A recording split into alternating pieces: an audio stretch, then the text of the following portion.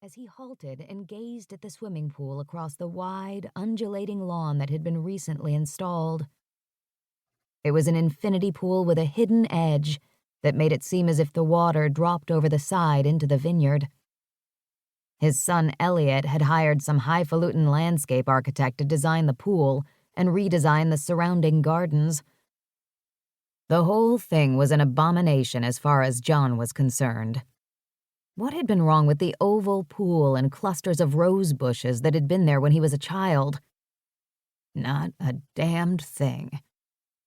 Except that Elliot was driven.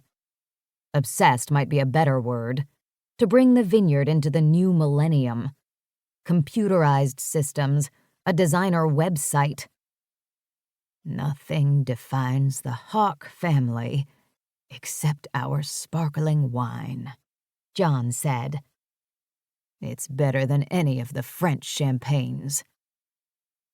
Staring at the dark water reflecting the moonlight in shimmering ribbons, he silently acknowledged the world was changing more rapidly than he could have imagined. He stilled, certain he heard a noise in the rhododendron bushes behind him. He knew they were dogging his every step.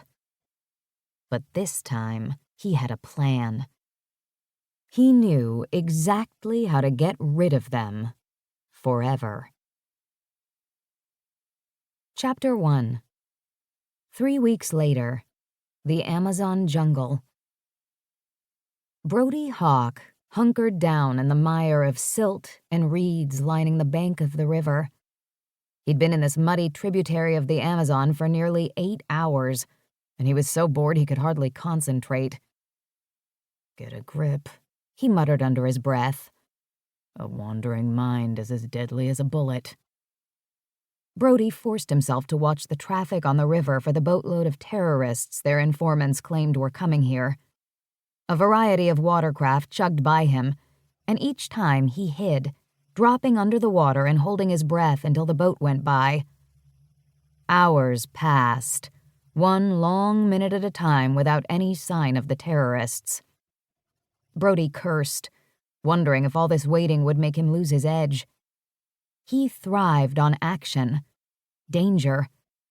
Waiting day after day wasn't his style, but he supposed it came with the territory.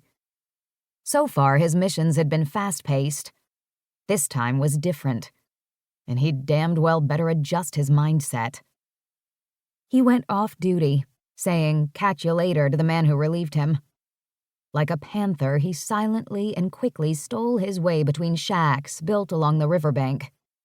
Finally, he reached the lean-to they used as a safe house. The ceiling in the grass shack wasn't high enough for him to stand up straight. He bent over and peeled off his wetsuit. As he stripped, he noticed the letter on his cot. He stared down at the envelope and wondered who would write him.